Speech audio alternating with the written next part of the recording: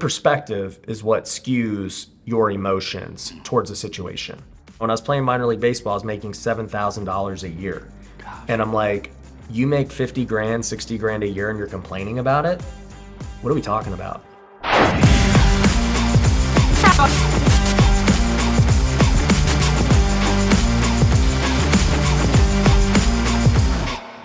Ryan, man, you're an inspiration, bro. I love what you're about. Tell me, how did Ryan Pineda become Ryan Pineda?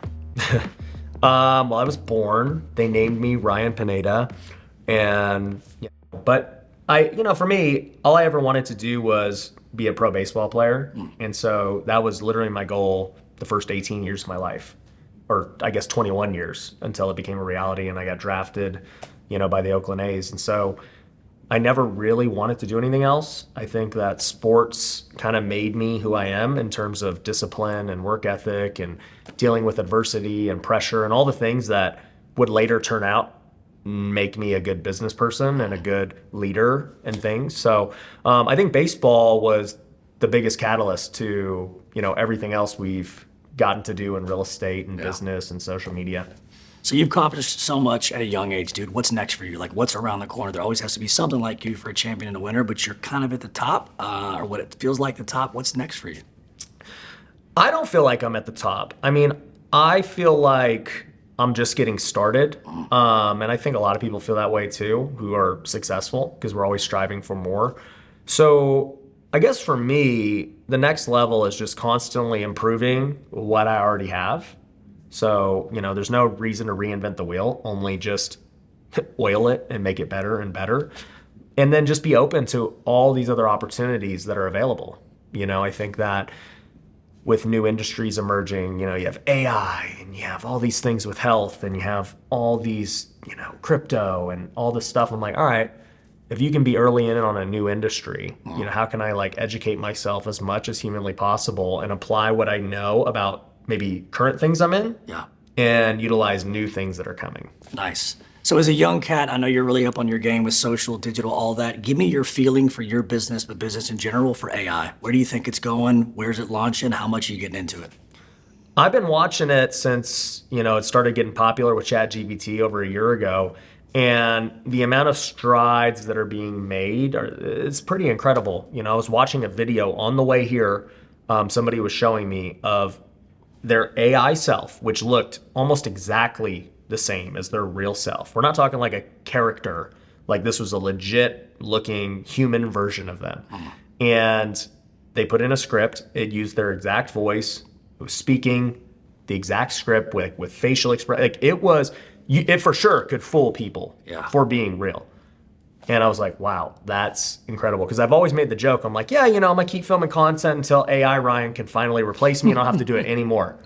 But to see how far it's come in just a year, I was like, wow, AI Ryan kind of is already here. And so if you're not paying attention to how you could utilize all of these tools as they're developing, you're going to be lost in the dust because someone else is. We're already doing it in real estate. We're using AI in our real estate business to identify motivated sellers. And it's able to just take all of this data points and tell you, hey, this person, this is their score from 1 to 1,000 of how likely they are to be, a motivated seller and sell for a discount. Yeah. I think it's great. I think AI is on the move. I think we'll look back in a year and be like, wow, it's compounding quickly. People got to get in the game and try to get ahead of it. Yeah. You lead a lot of people. I know you're led by the Lord, but a day in the life for you, who do you surround yourself with? Friends, family, when you have a tough day, when you're looking for inspiration, when you're looking for clarity, who helps you? I surround myself with a lot of godly people, and I think that that's built into my weekly schedule, so it's like every morning I spend time in prayer and in the Bible and journaling and meditating, and that's literally something I've been doing for the last 7-8 years.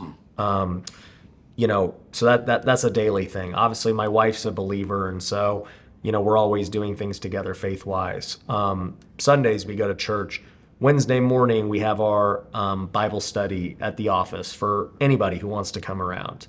I also talk with one of my pastors every Wednesday in the morning for an hour, and just make sure we're bouncing ideas. And then obviously with all my friends and different people who are in faith, they're able to hold me accountable and make sure I'm acting right and doing the things I got to be doing.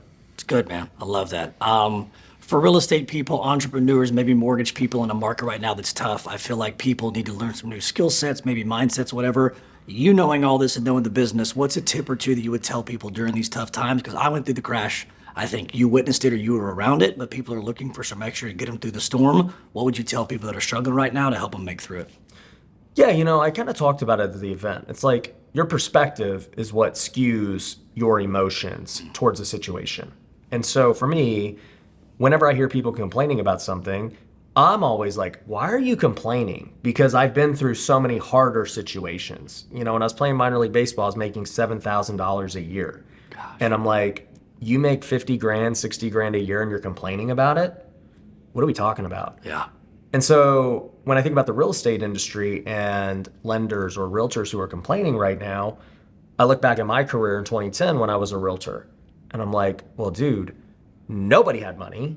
Okay. Everyone got foreclosed on. No one had credit. There was no listings to even get. 90% of the properties in Las Vegas were owned by the banks. And if you did happen to sell something, the average price was around $100,000. Right. So your commission was minuscule. And so I just look at everything. I'm like, that's how I learned to do real estate. Yep. And you're complaining because rates, are a little bit higher than what it was back then. It's just the reason that they have that perception is because they came through during COVID when it was the easiest money on planet Earth. Correct. In this industry. And so their perception was not truly what the business actually is. Yeah. It's good. I mentioned it to people too. I mean, during the crash, I told them like, dude, to make it, I worked open houses 4 years in a row and never took a weekend off unless it was like Christmas. And I'm like, sometimes you got to just dig in and chop the wood. And I think people's perspective is waiting for that to bounce back. And I'm like, it's not going to bounce back. You got to bounce forward. So it's nice to know that you have the same mentality. Last question. What's your handicap? Right now it's a 4. Okay, cool. I'm a 12. Okay. So if I come to Vegas and see you and fly and you give me 6 shots, can we do a 10 grand straight up game? 10 grand straight up, I'll play. Cool. Yeah. I'm in. That works, dude. Thank you, man. I appreciate you. All right. All right, bro. Appreciate you. Awesome bet.